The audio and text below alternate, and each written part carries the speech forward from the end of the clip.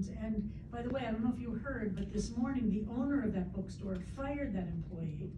So that's a coda to the story, that this was an employee that was acting rogue, if we, and I'm gonna give that owner and the owner wasn't around when it happened, and is saying it's not acceptable.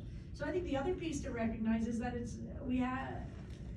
that activity of reaching out to the owner had an impact and made something happen.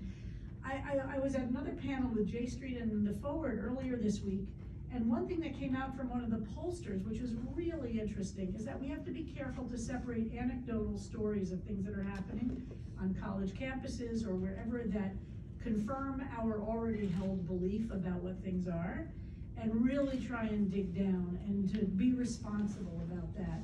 And while there are actors who are absolutely acting in these ways, as Amy and you've described, I think that the vast majority of students are confused. They want to do the right thing. The stuff that's happening on campuses from my rabbinic network that I am in contact with tells me it's a much more complicated story than the ones that's in the media. Shock and big surprise, right? And I think we have to apply our really critical thinking about that as well, because to solve a problem, you really have to diagnose it well and not just assume a certain pattern.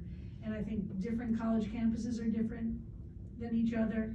I think the different things happening are really worthwhile to parse out, and to not accept just one picture that paints one story.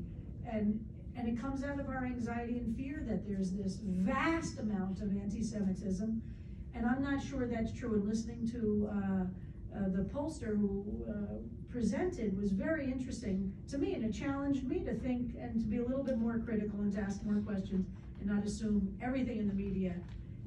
And everybody is basing their perspective on the one person they know or the one story they had. And it turns out that might not actually reflect reality. Can you believe that? It's hard to imagine.